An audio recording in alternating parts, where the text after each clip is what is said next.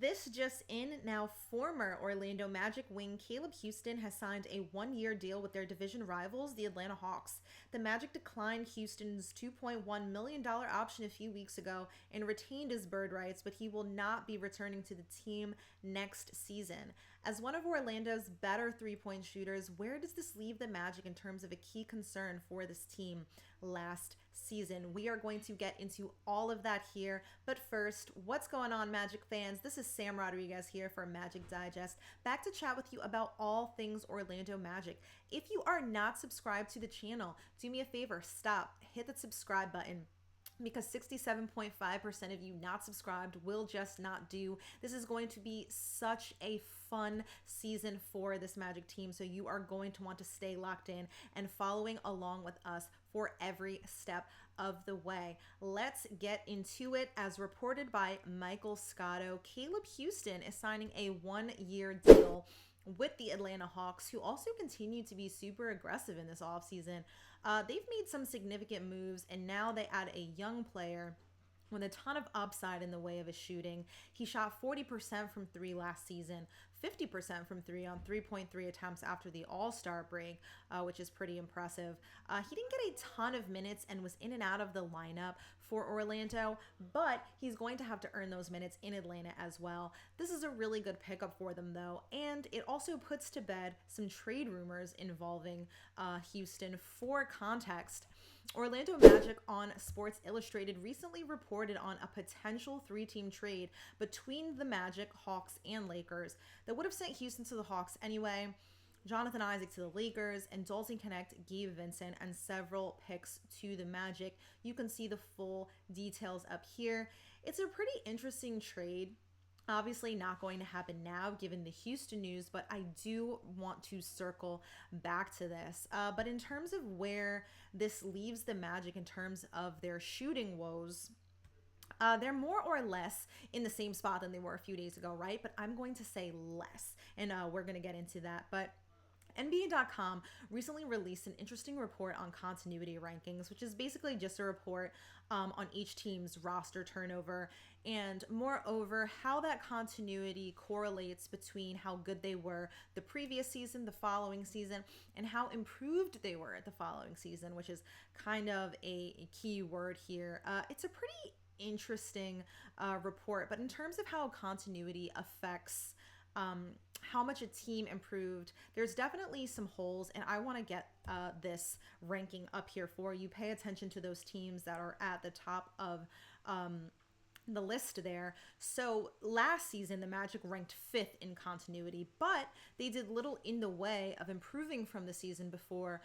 Granted, it did not take into account the team's injuries, which are obviously significant, but they ranked 15th in this current report. You can kind of see them at the bottom there. So let's just review quickly from last season. The Magic have parted ways with Kentavious Caldwell-Pope, Cole Anthony, Gary Harris, and Corey Joseph, and now officially Caleb Houstan. Excuse me there. But for a team who's been super patient over the years, the front office is kind of throwing continuity to the wind and whatever correlation there might be between that and the team's success, and they are making the moves that they believe are going to help them win right now. So what's even more interesting about this report is the amount of shooters, and by that I'm referring to players who shot 36% or better on at least 100 three-point attempts last season, that each team has going into next season relative to how many they had the previous season. The teams that have the most probably won't surprise you. It's probably very similar to this continuity ranking. Let's see if I'm right there. Yep, there you go. There is the rankings right there. But after parting ways with Caleb Houstan and Corey Joseph, as I mentioned earlier, Caleb Houstan was shooting 40% from three, and Corey Joseph shot a little over 36%. The Magic replaced that three-point production, though, with Desmond Bane, who was shooting 40% from three last season. Absolutely insane. And more specifically in terms of volume, this is really important here. Desmond Bane made 164 threes last season, and Tyus Jones made 166 threes last season, relative to Caleb Houstan 64 and Corey Joseph's 39. So while they only have two of these types of shooters, again, who shot over 36% from three, they've still doubled in production. Significant upgrades have been made, and I don't want that to go unsaid, which is why I said they are less in the position than they were a couple of days ago in terms of their shooting woes. But again, if the proof is in the pudding, then the Magic need more shooting, to be quite frank. So let's take a look back at that list of teams and how many shooters they have relative to last season. OKC has 8 players on their roster who shoot above 36% from three, the same amount that they had last season. They're also number 1 on that continuity list. They're the reigning champs, so that obviously makes a ton of sense, even though, as we've seen over the years, it's incredibly hard to repeat. But Cleveland has 7, Denver has 7, Milwaukee and New York have 6 of these shooters. So you kind of see where I'm going with this. But unfortunately, the Magic do not have a ton of cap space. You can see the cap sheet here. They're paying their guys a ton of money. The reason they even declined Houston's team option in the first place was to get access to their non-taxpayer mid-level exception, which they used to sign Tyus Jones. So unless the Magic have another trade up their sleeves, they're going to have to rely on their guys to step up. But let's address that first part. While the 3-team trade, I mentioned earlier, no longer works, the trade involving the Magic and the Lakers still potentially could.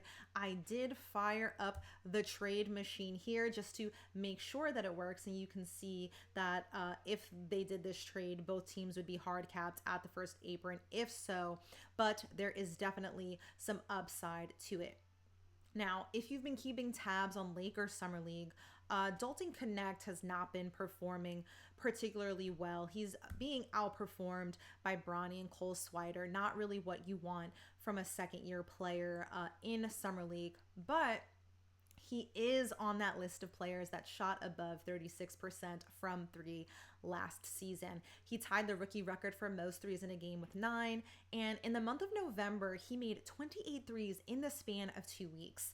And the thing about Dalton is that he's kind of been going through it, right? Between the Lakers trying to trade him in that failed Mark Williams trade and his Summer League woes, he could really benefit from a change of scenery at this point and give the Magic another shooter that they so desperately need.